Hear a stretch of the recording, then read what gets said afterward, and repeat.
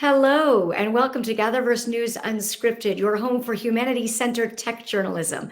I'm Lisa Bernard. Thank you so much for joining me. Today, as we do every Wednesday, we will bring you our Pioneer Profile.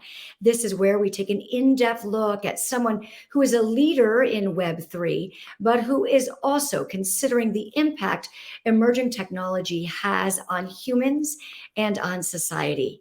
Today, we introduce you to Heyning. Evo is the CEO and executive producer of Reality Craft. She creates immersive experiences, always being mindful of the emphasis on community and human connection. Evo is also the vice president of the board of the XR Guild, which is advancing best practices and ethical engagement in Web3. Here is Evo Heyning.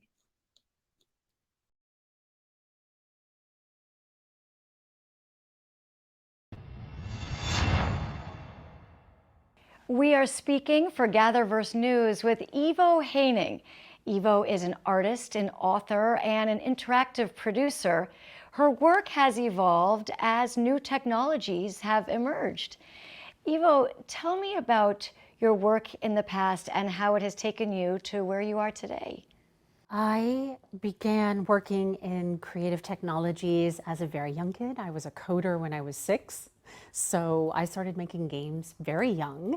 And then early in the 2000s, I jumped into what was virtual worlds.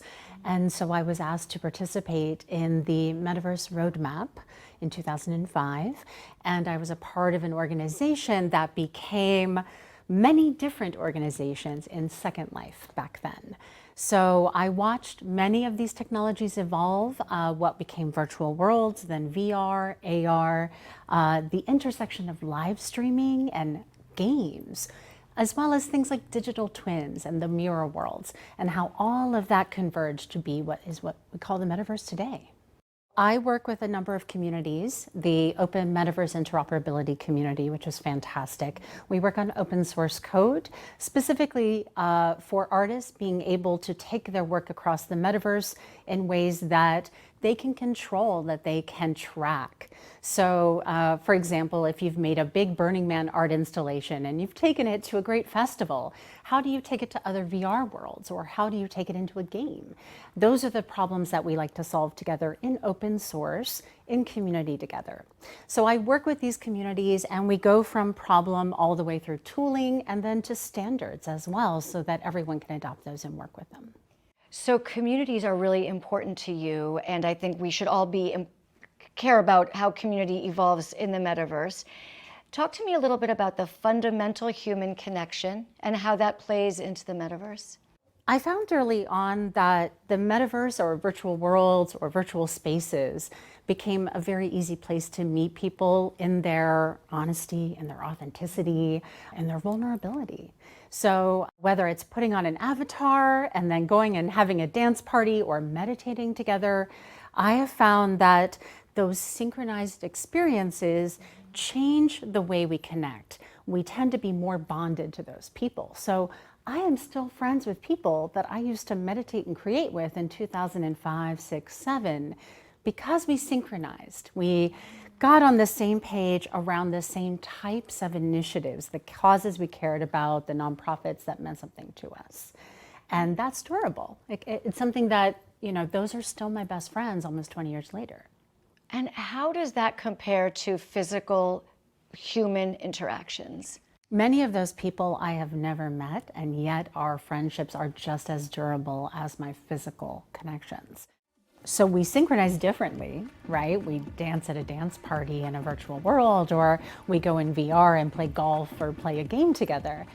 But it still synchronizes us, it still bonds us. So we did a play on this year at AWE called Metatraversal, about how we move across these worlds and about how our relationships carry with us our social graph, but not just our friendships.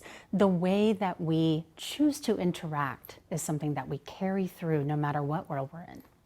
So people who might be hesitant or concerned about meeting people in the metaverse, meeting quote unquote strangers in the metaverse, what would you say to them?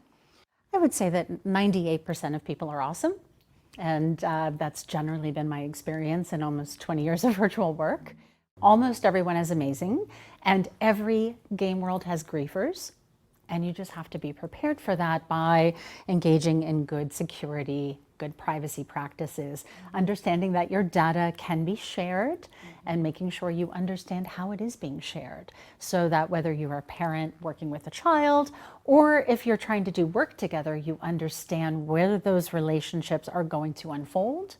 And if you're collaborating together, where does that agreement then meet real world work? So do you have concerns about your work going forward? Should your communities be proactive to anticipate bad actors? Always. I work on initiatives in government and in the public commons and in nonprofits with vulnerable populations. So absolutely, always. We never want people to be put at risk for their engagement in a virtual space, whether that's a civic engagement project or a game. So whether it's engaging in better practices for ethics and cybersecurity, that's what we do at XR Guild.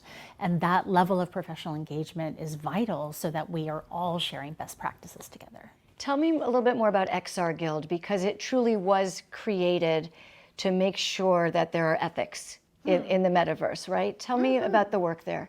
During the pandemic, some of my colleagues came together and then found me and said specifically that we needed to come together as professionals and set forth something together.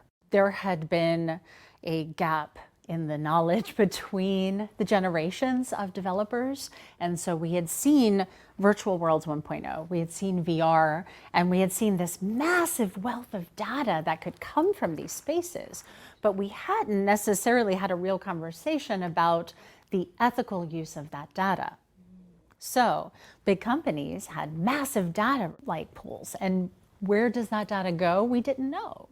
We still don't have that great information. Some governments, the EU, for example, has now set up data protections for the people. Here in the US, we don't have that yet. We don't have the same data protections for the people. So as an industry, we needed to come together and figure out, how do we believe that we should act in the best interest of everyone and create better tools for everyone so that we aren't being abusive of consent, for example. You mentioned the EU. Tell me about some of your international work with international leaders and bringing them together in the metaverse, in virtual worlds. All over the world, yeah. So I've been engaged in virtual engagement as a part of civic engagement for almost 20 years. That started with the State Department and then with the White House, working in places like Second Life, bringing together diplomacy conversations, climate action conversations, ways to have the dialogue without necessarily flying all over the world to have the conversation. So that work goes all the way back to 2007, 8, 9. And now we have 15 years of research showing that this saves millions of dollars. Certainly during the pandemic, work would not have happened if we didn't have virtual spaces to come together in and have those conversations. So today I go and represent, for example, at the World Government Summit.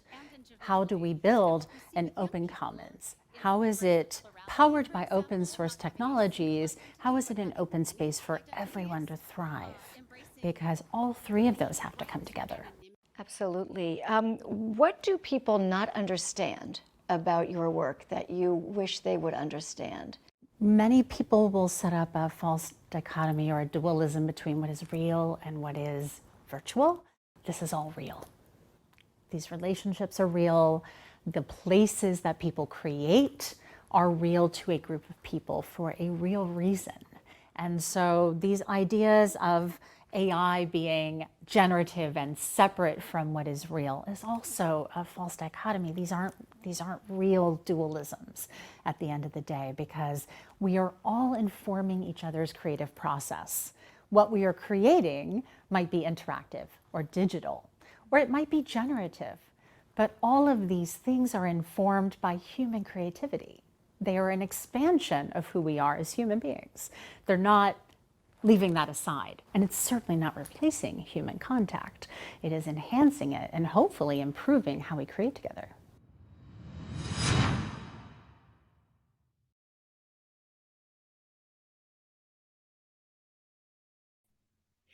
That again was Ivo Heyning. We'd like to thank our editor, Alan Filippi, who edited that piece for us.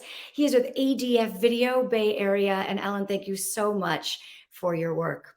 We'd like to interview people who you are interested in. Please go to gatherverse.org/news and drop a comment and tell us about some of the people or stories you'd like us to pursue. I'll be back here tomorrow, and I hope you'll join me.